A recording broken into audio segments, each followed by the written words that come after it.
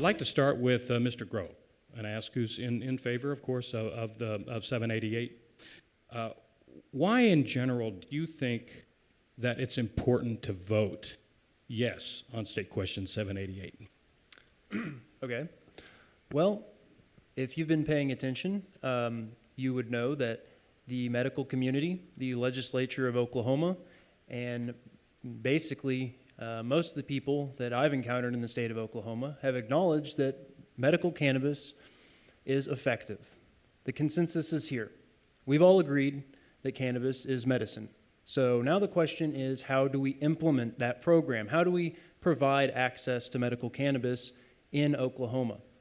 So we developed SQ 788, which derives, its language is derived from all over the country. There's 29 other states with programs like these. The language is derived from places like California. The state card is it's a privacy protecting card. We derived policies from other states. We derived the no qualifying conditions from our advisor, Dr. Sunil Agrawal, who's from Muskogee, Oklahoma, and he's a well-known medical cannabis researcher.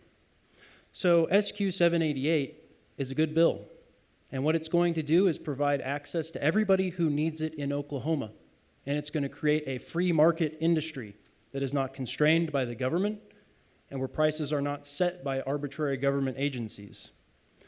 Now, the opposition is going to give you a lot of hypothetical scenarios, why, bad things are going to happen.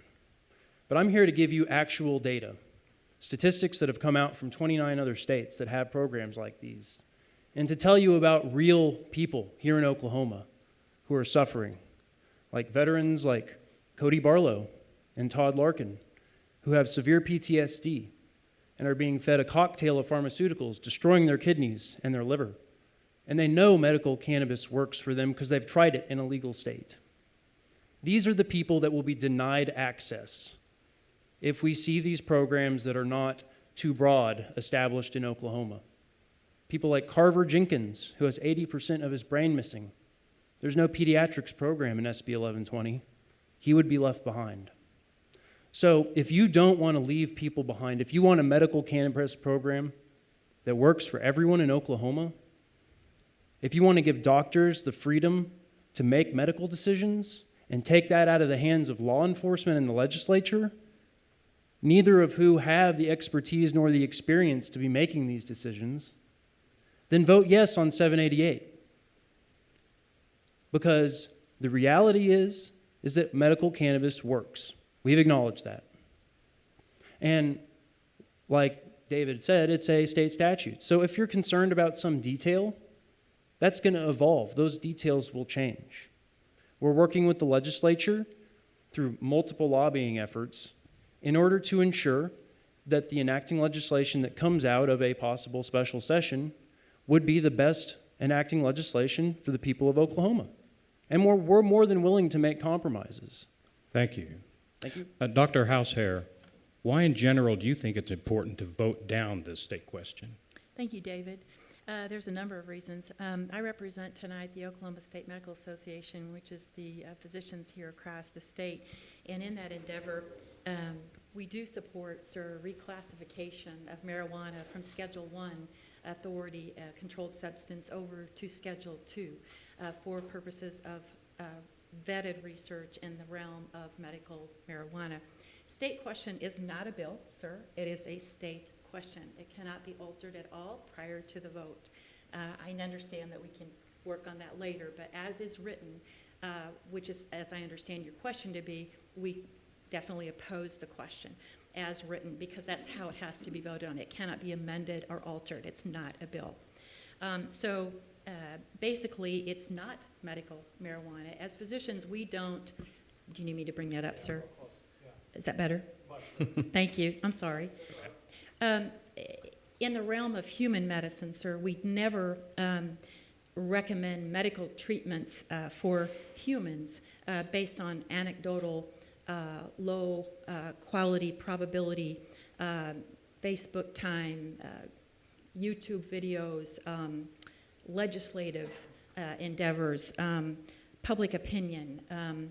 We base them on vetted prospective randomized studies, which frankly, when you look at all of the medical literature out there on medical marijuana, including the states, of course, that have it in place that we've talked about, there's complex issues related to study.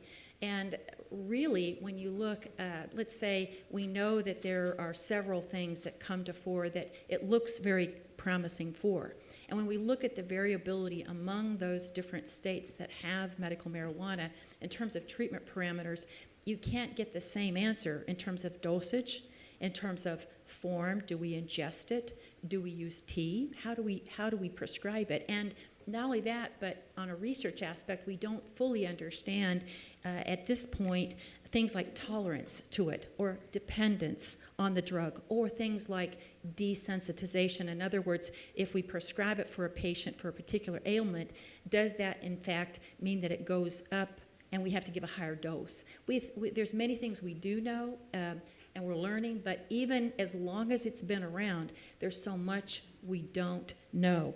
Further, as written, State Question 788, as we all know, it talks about who can prescribe, and it describes here in Oklahoma the term physician, which in addition to an MD, which I am, as well as the osteopathic physicians, in addition it has 5 other parameters of Oklahoma by definition physicians. One is a veterinarian, which has nothing to do with human medicine, so even if we pull that to side, they are under prescriptive authority, veterinarians, similar to the other physician groups. In addition, it includes podiatrists, chiropractors, optometrists, and so forth. And so those are some issues we have as well because of that.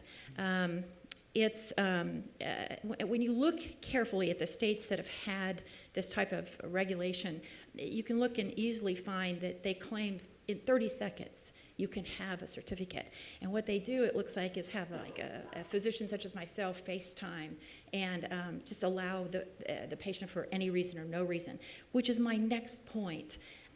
As written, it's written so broadly, it is not the same as what is written in other states as far as medical marijuana. Here in Oklahoma, this particular state question is written very broadly, sir, and it says that a prescriber would give it to a particular patient, and we don't prescribe it. We can only certify it. We're not allowed to prescribe this because it's a class 1, same as heroin or methamphetamine. So we can only do that. But the situation is, it says that we must do it for no reason or for any reason. Now, nowhere in the practice of medicine or in the Medical Practice Act here in Oklahoma do physicians prescribe Schedule I authority-type medications for no reason or for any reason.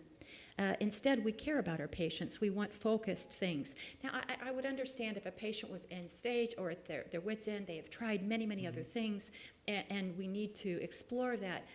I could understand some of those leniencies, and I'm not speaking particularly about that. And finally, really, what is the emergency about this? Why do we have to have this right now?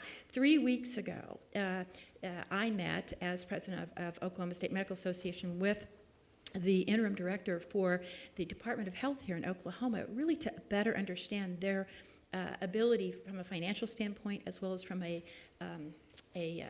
rolling this out as well as ongoing effort, because they are, in the state question, they are the single authority over this. Mm-hmm. And frankly, we all are well aware of the $30 million deficit that they have recently been, and it's still ongoing, we know that. Mm-hmm. So they don't financially have the wherewithal to do this right now.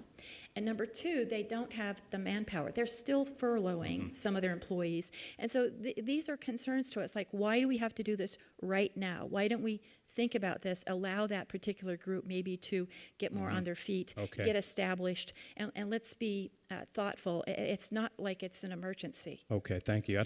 I'd like to take that question back to Mr. Grove. Before we go to Representative Jordan, there are no qualifying conditions. Cities and counties can vote to go surpass the state limits. There's no really criteria for prescribing. So my question, a lot of people are saying, this is really recreational marijuana in disguise. What is your response to that? Well, First of all, to address the research issue, there's a massive amount of research. We know that for neuropathic pain, medical cannabis has a lower NNT, that's a number needed to treat, than both opioids and gabinoids. The research is out there. I'd advise you do a simple Google search, JAMA, NIH, government websites, it's all available. As far as the qualifying conditions, that was a specification by Dr. Sunil Aggarwal. And he's one of the guys that helped develop that NIH website on cancer and cannabinoids. The reason is because in states with qualifying conditions, the legislature, usually some committee within the legislature, determines who has access to medical marijuana, which makes it a politicized question. This is a question that needs to be in the realm of medical researchers and medical doctors. That's it. They need to be the ones making that decision. And if you look at the actual text of the law, it says that they should recommend medical cannabis utilizing the same methods that they use for any medical treatment. It doesn't say no reason. It specifically says the same methods. So if there's some problem with how doctors are prescribing, that's an implication of the medical practice in general. That's not just marijuana, okay? So the final issue, this is definitely an emergency for people out in Oklahoma who are suffering right now. People with neuropathic pain, people addicted to opioids, people with cancer pain, people with HIV/AIDS, people with Crohn's disease, people with PTSD, veterans that we trusted to go off and fight for this country. Now we don't trust them with a plant? Come on. Dr. Hausheer, I'd like to jump back to you again once. Sure. I know the research is not complete on marijuana, but we have cannabinoid oils now. Yes, sir. You can acquire in Oklahoma.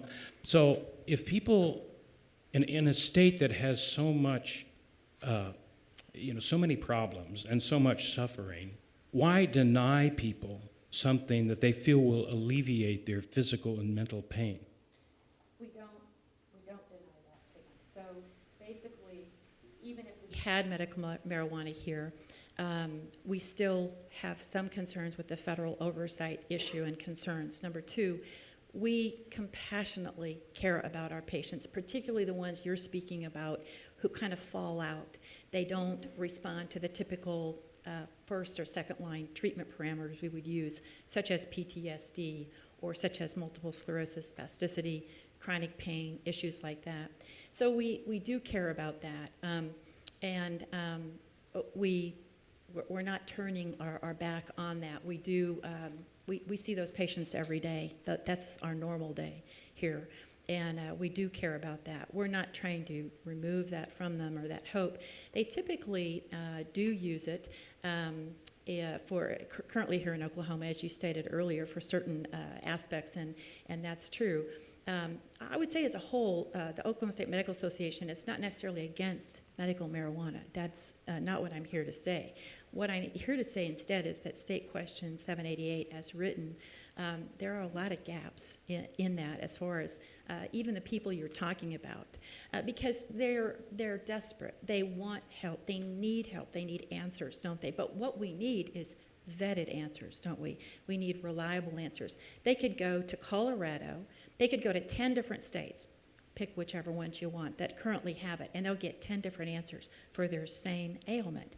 And while it works for certain people, a certain dose, let's say, or a certain venue, it may over time not work. And why is that? We don't know. We need to work on that and find those things out. Mm-hmm. We're not against any of this. We're simply not feeling like it's some emergency right now. No question, for years, this isn't something new. There have been a lot of hurting patients here in Oklahoma, and we recognize that, and we're listening to that. Thank you. I'd like to go to Representative Jordan, and I should mention that Representative Jordan is running for district judge, and he has not and cannot and will not take a position on State Question 788, but he did draft legislation to offer to create a structure for implementing this state question should it pass. And a Senate bill rose up at the same time, which I think was a little tougher, and neither bill passed in the legislature. So my question for him is, if this passes, what will the state the Department of Health, whoever's overseeing it? What will the legislature need to do to implement this? What are some of the gaps that she mentions? Okay. No, and I appreciate it. And yes, I am running for district judge, so I can't really I can't take a position on 788, but I can talk about basically my role as a legislator, what I saw and saw with the passage. And let's just be honest, I think both sides can agree that we are in a position as a state where medical marijuana is, as I say, I like my puns intended. We are in a position as a state where we're closer to turning over a new leaf than ever before. When it comes to 100 years worth of the way we deal with marijuana. And I actually tried to, like I said, puns intended, I tried to get into the weeds here and look at what would be needed when it came to should 788 pass. And part of that was the idea of making sure that if it is medical, that it is treated like medical. I had a lot of great discussions with folks on both sides of the issue. And let me be clear, I don't find anyone on either side that wants to hurt people. They have a disagreement on how to help them, and that's what this is. And that's what's going to be on the ballot, is will 788, would the legalization of medical marijuana help people, or will it harm them? And that's really what we're coming down to June 26th. Given that, what I looked at is the fact that it's underneath the Department of Health. We didn't know back in 2016 the issues that the Department of Health has. Back in 2016, it was actually touted as a great agency, and it was a model agency for other states to look at because it looked great on paper. And so that's problematic given 788 for them to have more responsibility. And so I attempted to create a cannabis commission that would oversee medical marijuana the same way the ABLE Commission oversees alcohol. I still think that would be a wise choice because of the fact that, again, you can, as this is a growing industry, it would be a new industry should 788 pass of monitoring medical marijuana and being able to work out some of the growing pains that would take place.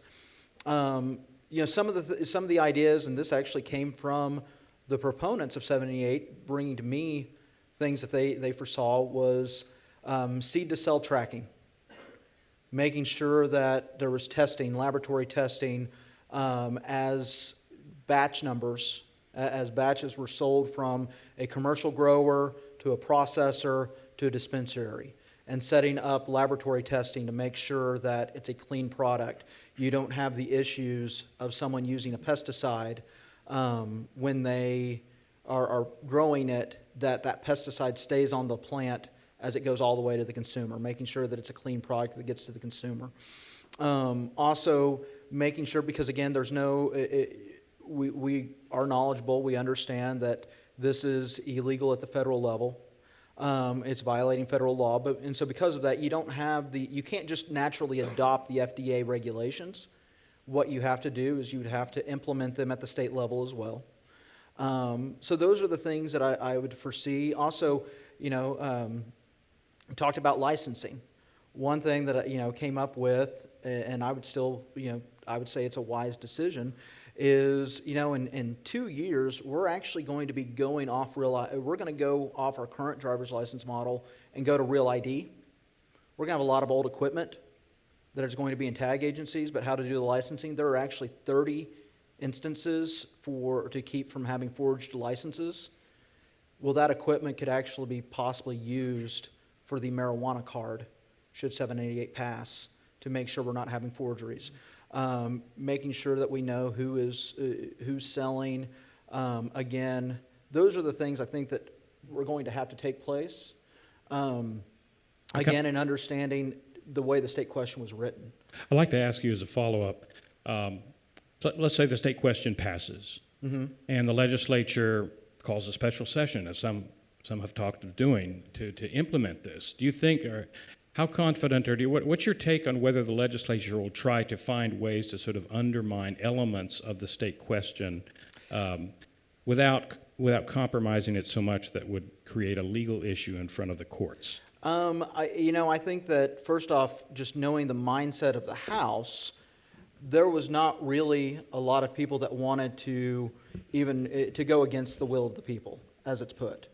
Now, that doesn't mean that, again, finding the things that are necessary to make sure, again, that it's a safe product that's getting to the consumer. But I don't see, the three areas I would probably say that you wouldn't see a change on would be a list of qualifying conditions coming out of a special session. Because that's stated specifically in 788. So I don't see the House going with that. Maybe the Senate would.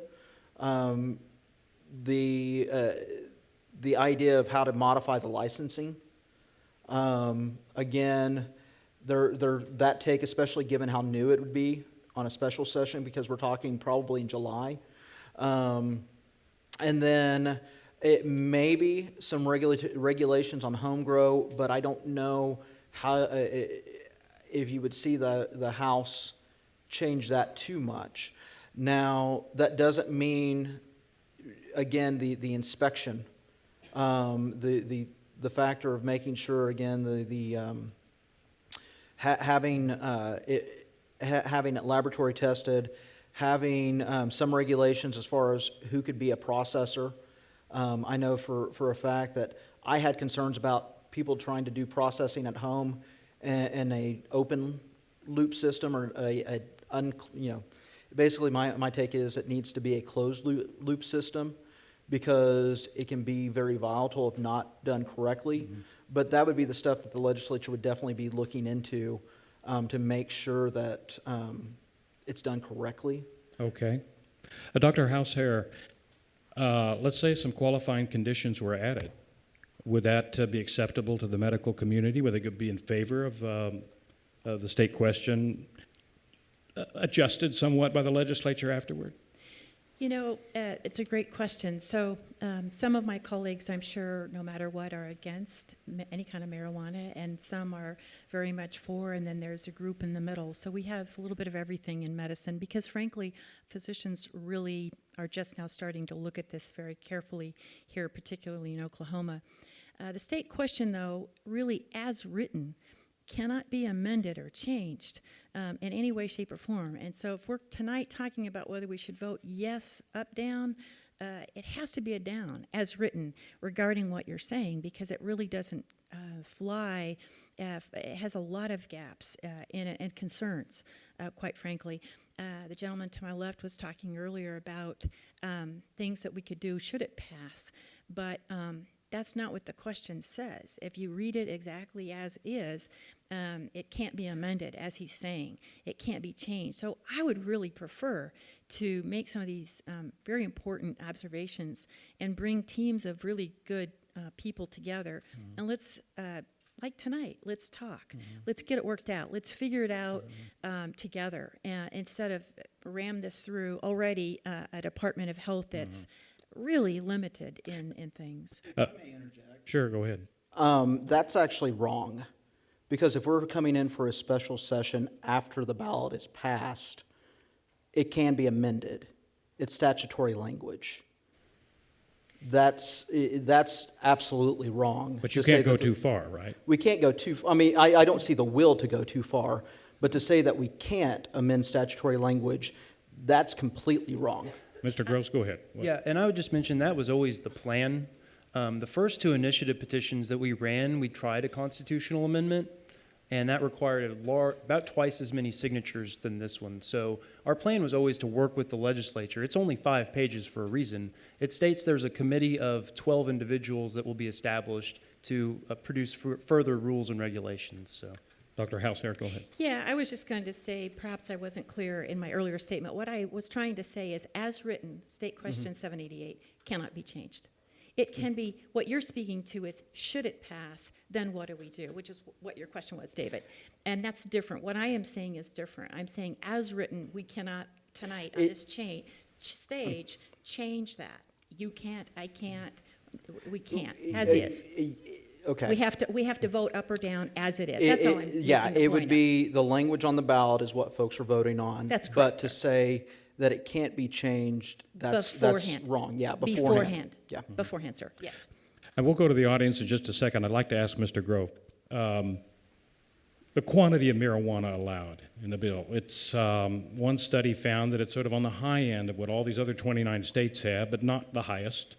So we're talking about, I won't go into all the details, but the 3 ounces I mentioned, 72 ounces edible, 1 ounce concentrated, 5 mature plants, 5 seedlings. I mean, in Arkansas, they don't even allow you to grow the marijuana in their home. So, and they passed the question.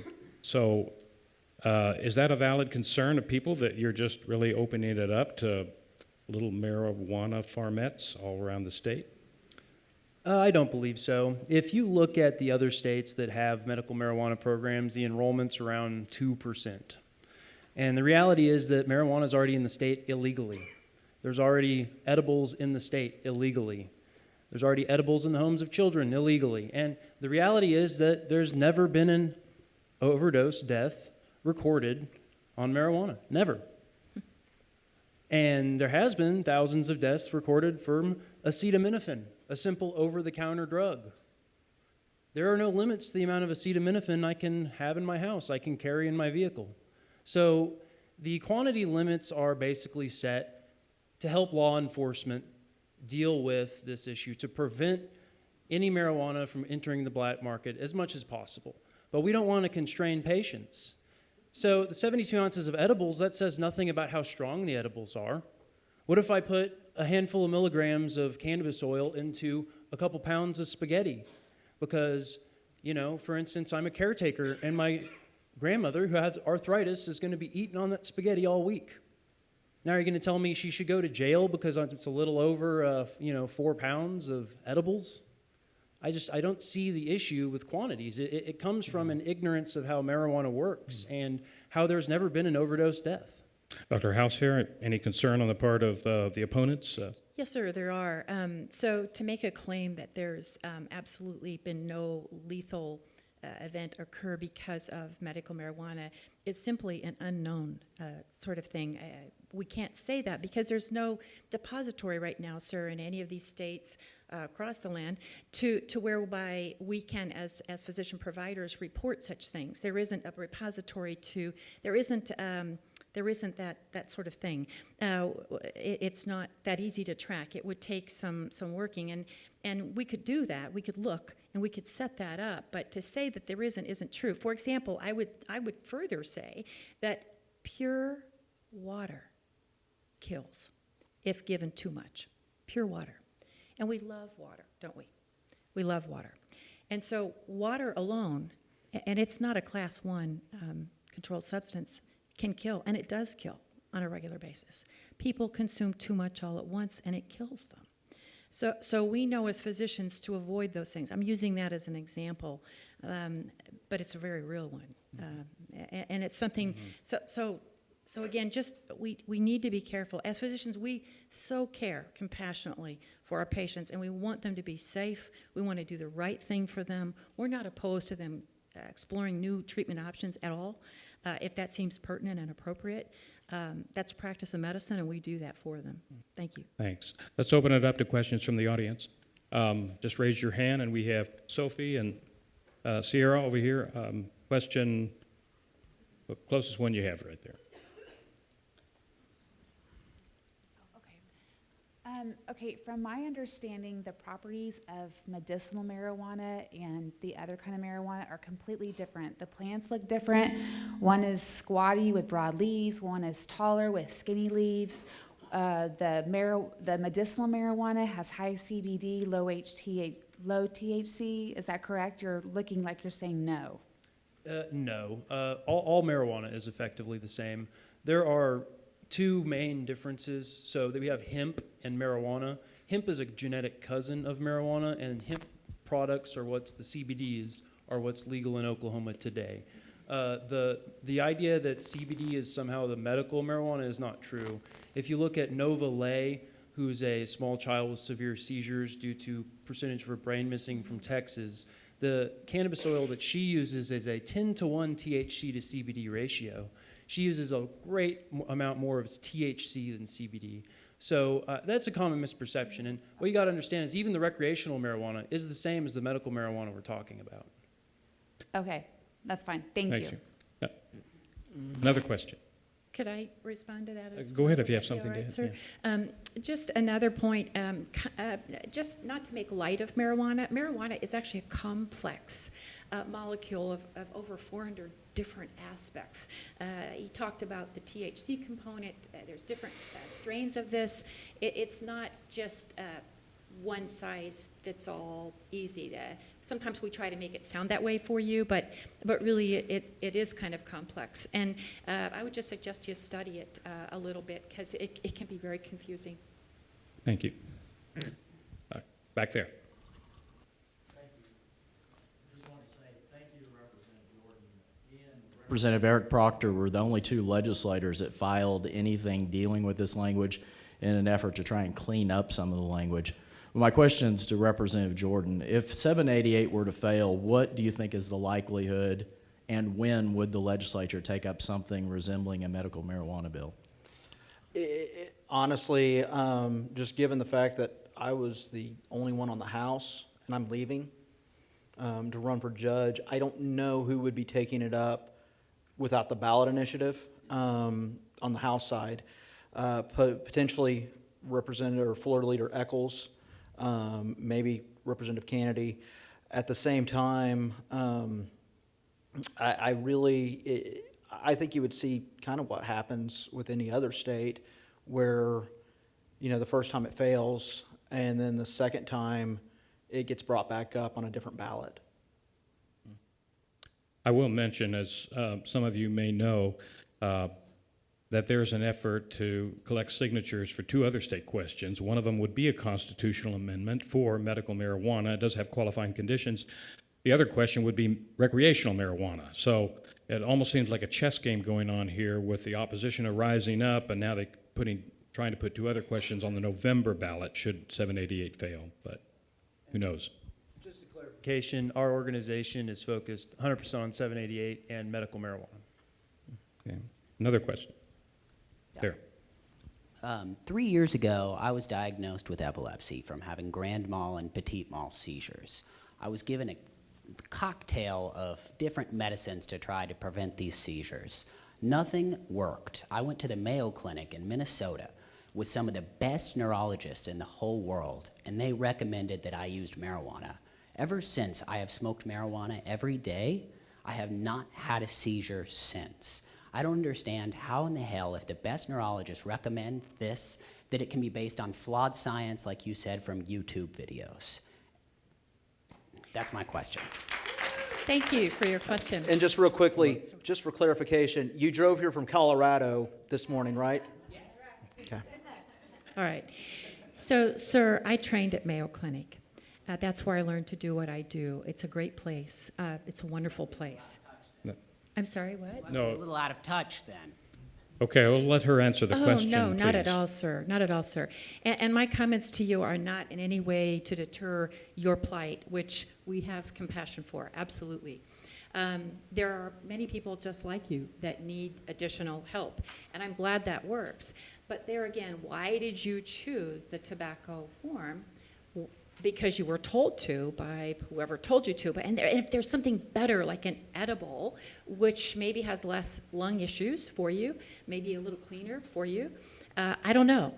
I'm not suggesting that I am going to be your doctor in that conversation, but I am suggesting that there might be better things. And what if over time you become intolerant or desensitized to it over time? These are things we so need to understand. Meanwhile, someone like you that needs to use it, we do this very thing here in Oklahoma as well, not just in Minnesota as well, to help patients just as yourself get help that you need. But to say that state question 788 would solve all your issues, it would still, for the doctors here in this state, they would still, you could line up 200 of them and they might have a different sort of cocktail for you. Because they don't actually know. I mean, we're working on it, but we know. You know, but you're not a doctor. Yeah. Another question, please. Right there. I've got a question that neither side wants to answer, but I'd like to ask the people here who have gray hair, who can remember growing up when we had prohibition in Oklahoma. When we were in high school, did any of us think we'd be in 2018 and marijuana would still be illegal? If somebody had said that to us, wouldn't we have thought the idea that we'd have illegal marijuana in the 21st century was crazier than having illegal alcohol in 1957? What's your question? Well, even if you guys are too young to be addressing that question, isn't it bizarre that marijuana is illegal in the 21st century? So I guess the question is it long overdue that we have made this available? No, it's not, sir. It's a class 1, like heroin for a reason. It is. It is. And you're laughing because you simply don't know. And I have to say, recreational is perhaps what you're talking about, maybe, right?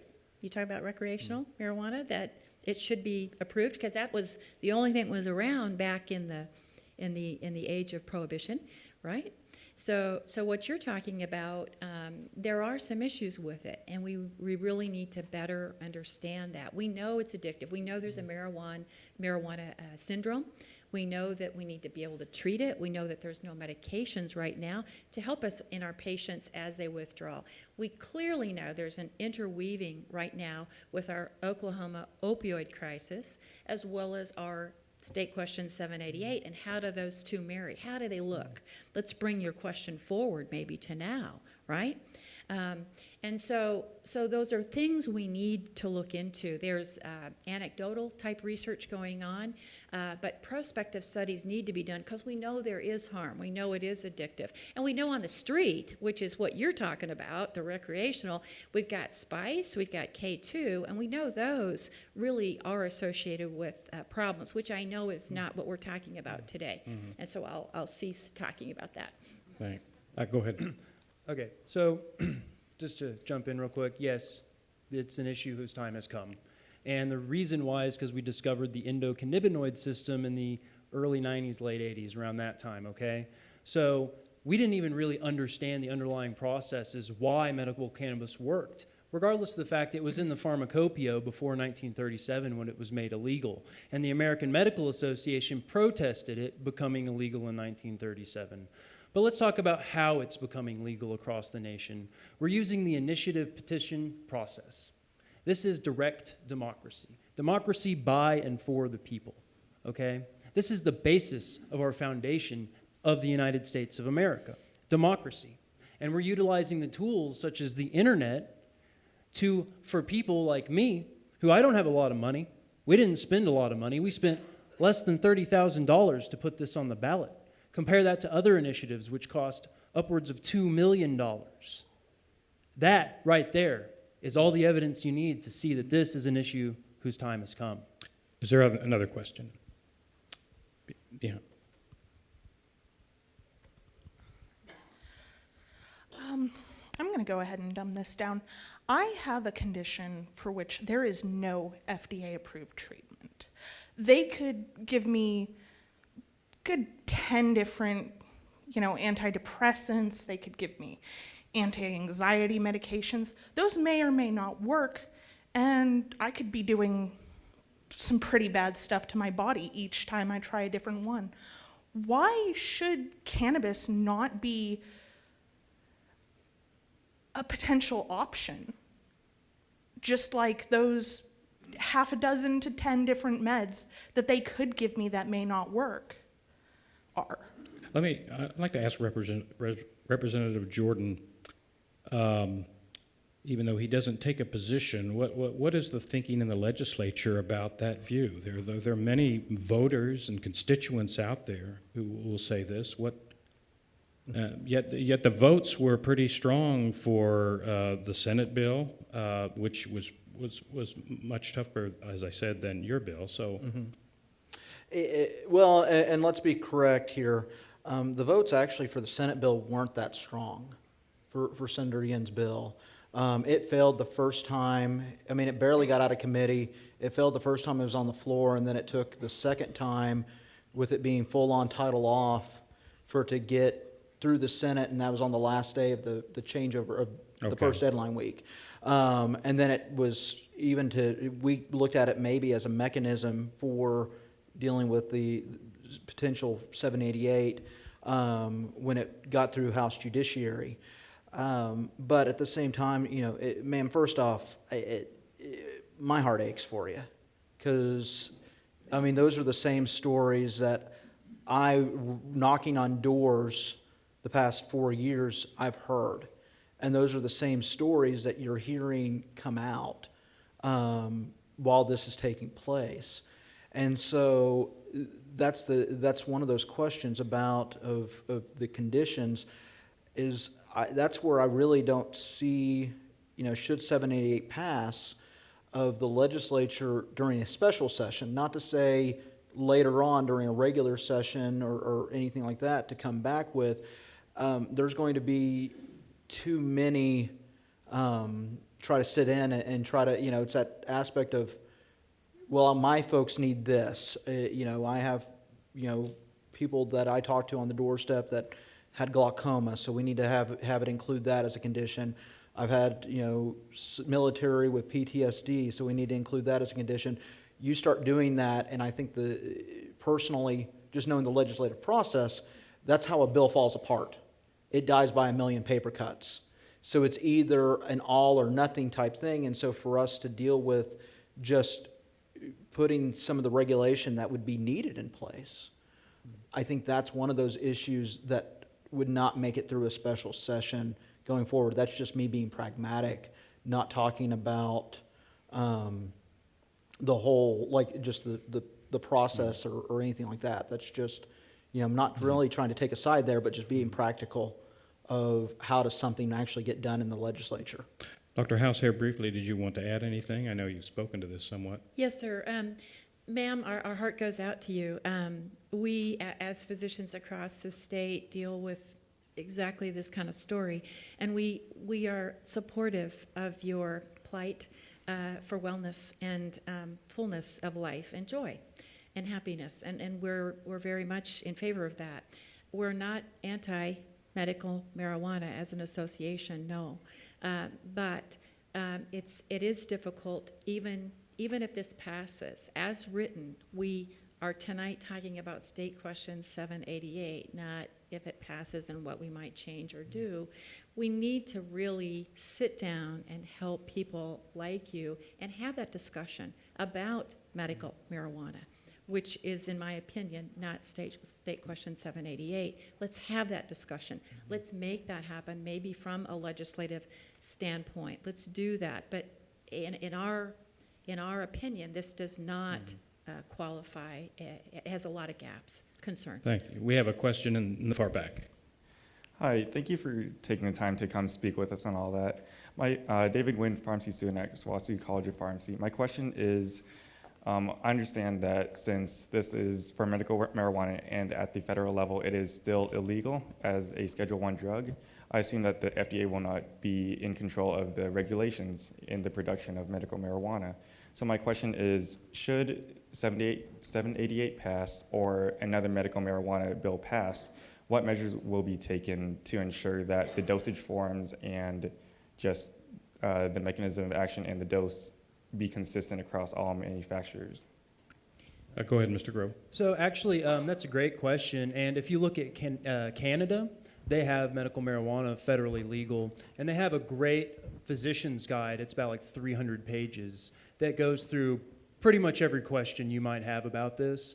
And as a state, that's something we need to work to put together. There's all sorts of resources available for doctors and physicians across the United States and 29 other states. We have that resource from Canada. There's resources in Israel. This is one of the things that the Oklahoma Cannabis Commission can be tasked to do, to establish these kind of guidelines and continuing education for MDs and and doctors and whatnot, DOs, et cetera. And doctors really, I worked, and I'm a tech computer programmer guy, and I've worked in telemedicine before. I've met a lot of doctors, okay? They're constantly doing continuing education. They read 5 hours of research, or they're supposed to, every week from their domain. So, you know, they're used to this. Adopting medical cannabis into their curriculum is not going to be a big issue for most doctors that I've spoken with. Mr. Grove, I'd like to ask you a question about money.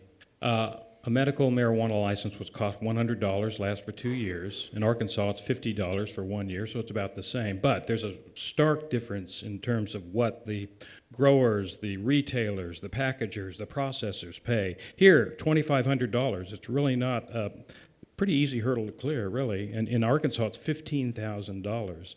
And you lose half the application fee if you're rejected. Then those who are growing it have to come up with $100,000 in additional dollars, plus put a $500,000 bond. So seems like that's a lot of revenue Oklahoma is passing up. Why $2,500? Well, that's actually a lot of revenue they're giving up on by having 5 licenses. They only have a handful of licenses, right? Well, they have 32 places you can buy it, dispensaries around the state. Right, but that's 5 owners, basically, right, of those dispensaries. And there's a huge process, I think. And as a result, the people that didn't get licenses sued. So the program hasn't even been implemented yet because of that lawsuit. And the reality is that if Oklahoma wants to use this as a revenue basis, we need a free market approach. Because a constrained system where we're trying to fee a handful of license owners in order to gain revenue is not how we're going to create an industry. It's not going to create a strong foundational basis for any type of revenue. Because once they've applied for those fees and, you know, they've shown their capital, they'll find a way to get the fees lower, probably, if they've already got all the licenses.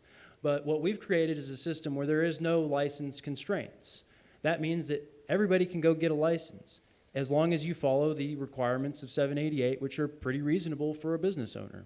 And what this will do is create a supply which drives the cost of medicine down. And for me, that's the biggest issue because I'm here as a patient advocate. Look, if you look at programs like Pennsylvania, which has implemented an Arkansas-style type program, the prices for medical marijuana are absurd. The shelves are half empty because there's a shortage. And there's only a handful of companies that are allowed to manufacture or grow. That's what we want to avoid. The government should not be setting prices. It should not be determining who has access to a license. It should only be determining if you follow the guidelines set forth in the law. So if you look at a state like Colorado or Washington, Oregon, we see how it works when you have an open license structure. The price goes down. So when we're talking about a medication, the price should be low. Syndrose is a THC isolate made by Insys, the same makers of fentanyl. Okay, it's FDA approved THC isolate, $2,000. For the same amount of THC isolate, I can get at a medical dispensary for $35. Thank you. Other questions? Someone here in front? Sure. Thank you. And I do want to thank you, Oklahoma Watch, for putting on such an educational session. And I want to try to help add to the educational opportunities here. So answer, I have 3 questions. Well, if that's okay. No, just one question per. Okay, one question. I'm going to make all of my points in that one question. I'm Senator Connie Johnson. I'm the mother of the medical marijuana movement. I introduced it in 2007. We're just trying to get in as many questions as possible. So I really appreciate this continued education. With regard to how bizarre it is, I think we have to let people know that the things that happened after we were that age were the war on drugs and the privatization of prisons, which have driven incarceration. I want to know, in your opinion, though, what is the benefit of medical cannabis, and I say cannabis instead of marijuana, medical cannabis with regard to opioid addiction, and how do you see it weighing in when we have so many patients suffering with pain management, but we have so many doctors who are being sued for overprescribing of opiates? And then the next part of that question is, in terms of alternative therapies, there are things like the Beamer, there are things like hyperbaric treatment that address neurosystem trauma. What are some of the economic benefits, well, the medicinal benefits in terms of alternative therapies. But then, can you talk about how much money is involved in the medical cannabis movement? Because my experience says that bud tenders in Colorado make as much as $85 an hour. So I'll put all that in there for you to have a moment to just weigh in on those, please. Okay. So thanks for bringing up the opioid epidemic, because I know the doctor touched briefly on this, and I wanted to jump into that. If you look at the data from the 29 other states that have medical marijuana programs, they see a 25% average drop in opioid-related deaths after the legalization of medical marijuana, okay? This is across many states, and while there may be variables in those programs, we're talking about an average, and a 25% average is a statistically significant average. There's no snubbing your nose at that. And the reality is, because, like I said before, for issues like neuropathic pain, medical cannabis is proven more effective than opioids and gabinoids, which is that gabapentin you might be seeing around. And the reason is simple. Opioids have a high tolerance or over time that you build. Cannabis doesn't seem to have that same kind of issue as far as we're aware, because the LD50s for cannabis and opioids are significantly different. In order to overdose on fentanyl, for instance, you only need to take a tiny microscopic amount of fentanyl. In order to overdose on, in 30 minutes, in order to overdose on medical cannabis, you literally need to somehow ingest 1,500 pounds of the plant matter in 30 minutes. So I'd like to just jump to the doctor for a second about opioids. What's your response to that?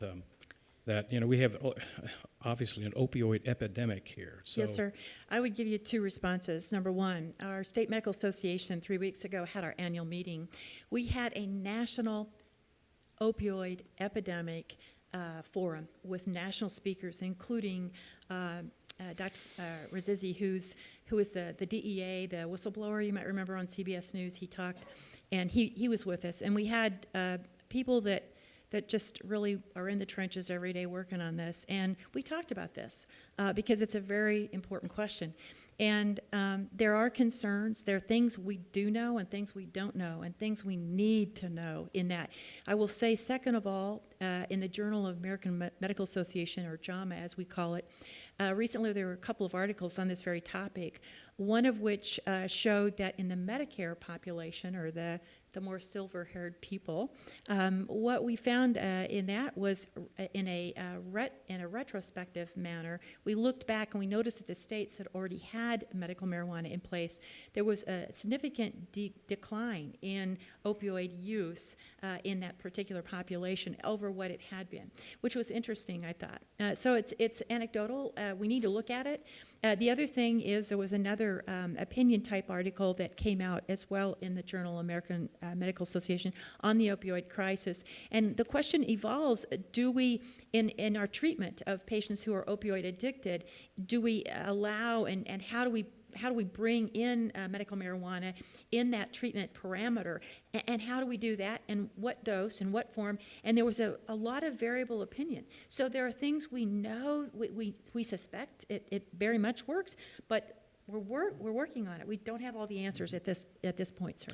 I'd like to jump to the money, partly to the money question raised here. One is, well, for Representative Jordan, are there any estimates on how much the state would pull in revenue? I mean, that is a carrot in the question, because a certain percentage of the budget, any surplus would go to general revenue and education. So, any thoughts?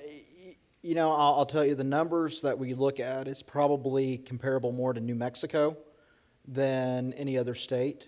And honestly, New Mexico, one gentleman back there was talking about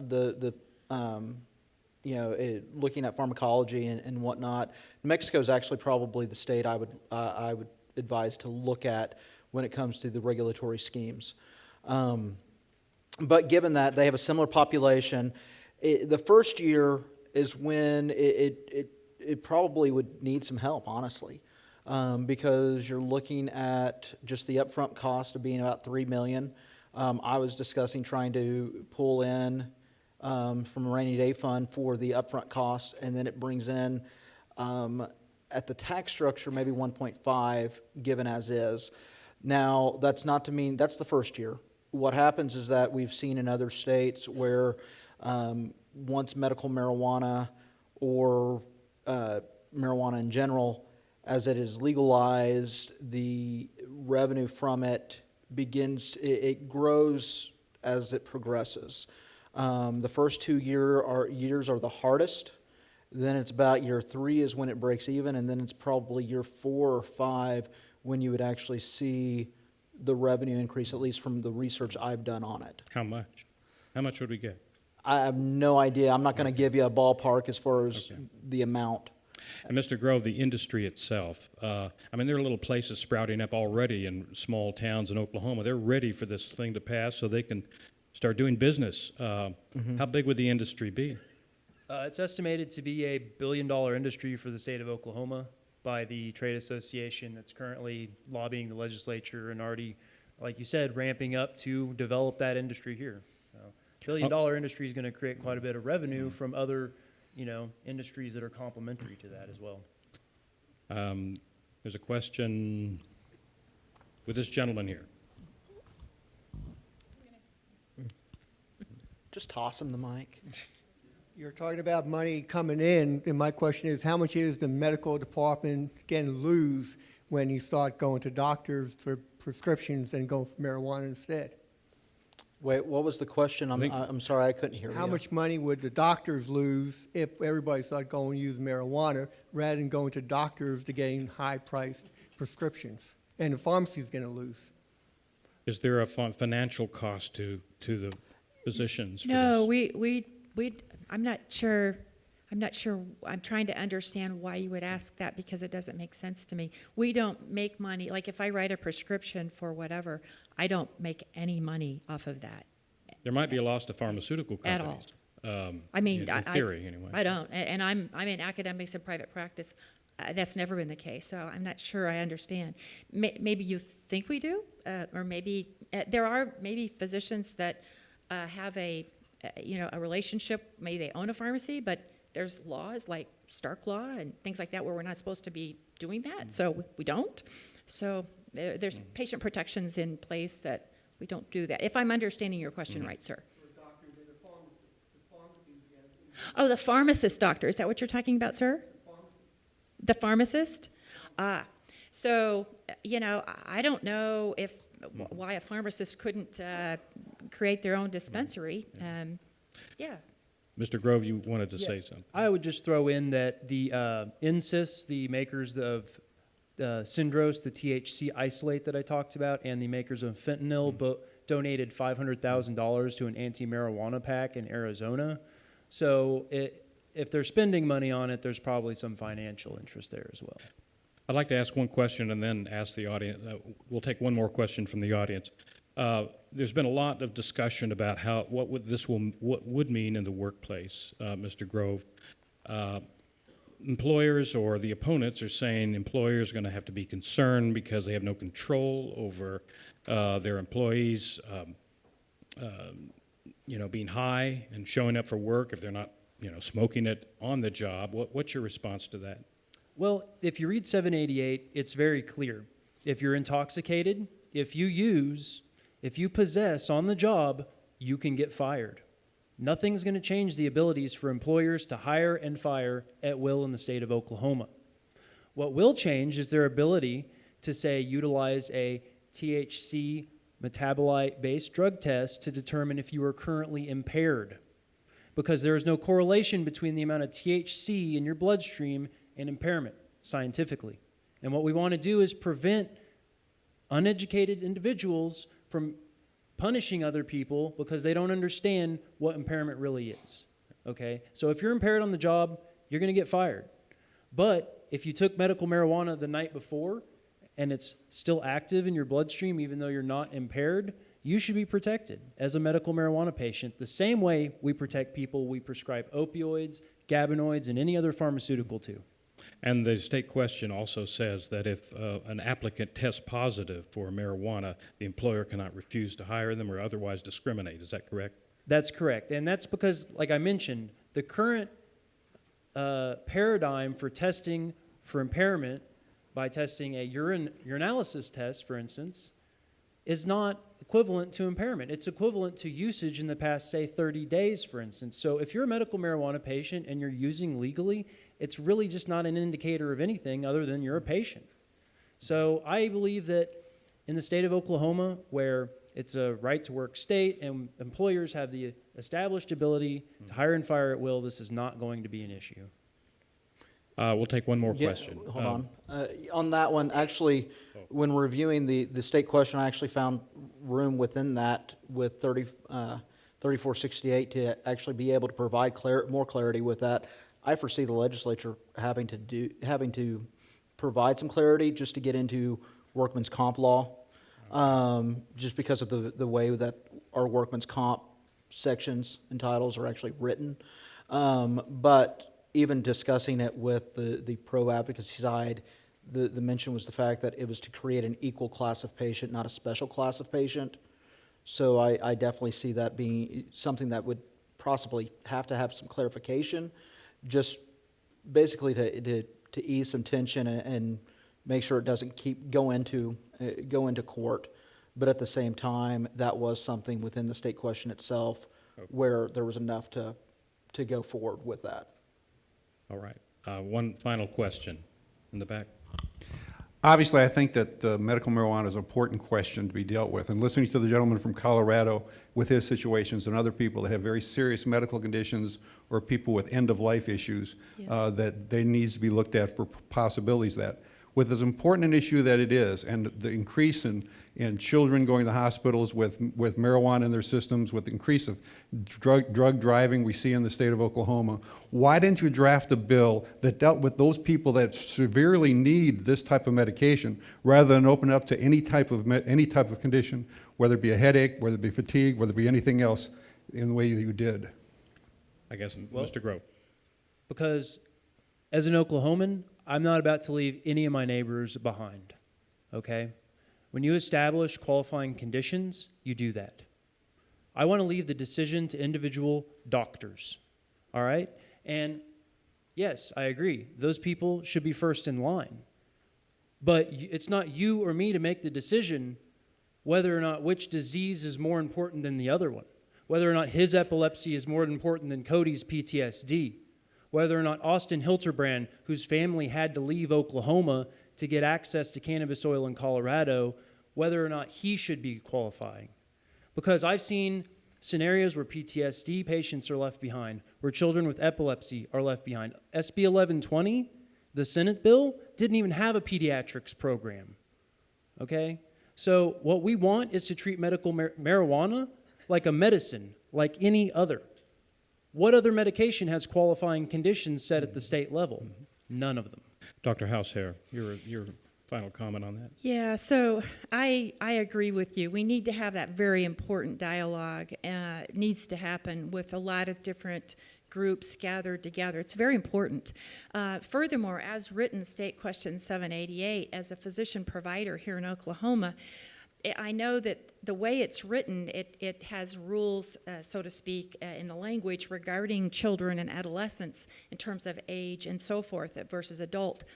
But yet, you know, if a parent comes in to a provider, I'm just going to give you an example. This is just some of why it's a concern. Children can, if their provider requests for no reason, or for any reason, as written in State Question 788, I would be required to give them that without discrimination. Then they can take that medical marijuana for whatever the ailment was and go in and use that in school property as well, maybe driver's ed class. I mean, it just needs to be clarified. And as written, State Question 788 opens up a Pandora's box for scenarios like I'm saying. And I would hope that that wouldn't happen. But I can't read it and say that, well, there's a safeguard against that exactly, because there are loopholes. We all know them, and we can imagine them. And so I would rather us be safe and be careful and do this the right way. Again, there's no emergency that we have to do this right now. Representative Jordan, your final thoughts in 30 to 60 seconds on what people should think about in voting on the question. I'll be honest with you. Like I said, I can't take a side one way or the other. So I can't tell people how to think about with the question. The only thing I can look at is the fact that, you have the anecdotal stories from people about how this would impact them. And then you have, the way I described it to some legislators yesterday was that you have what I would say is the big issue is the legalization of medical marijuana on the ballot. But then you have the small issues or the small other issues that come up with legalization. And so for the average voter, what it's going to be is it's going to be, do they feel that they can help their neighbors the most by voting in favor of the big issue and let the small issues come about later? Or are those small issues something that's a deterrent that is so big to them that they are not going to vote in favor? And that's what it's coming down to. This is going to be, honestly, as I've seen it, is I think this is going to be more of an emotional vote than it is a full-on, I'm going to look at all the different instances or the logistical aspects of it. Because it's that question for them is how do they help their neighbors, their friends, and family the most is going to be yes or no. And that's what I see with State Question 788. Thank you. Please give our guests a round of applause for their time.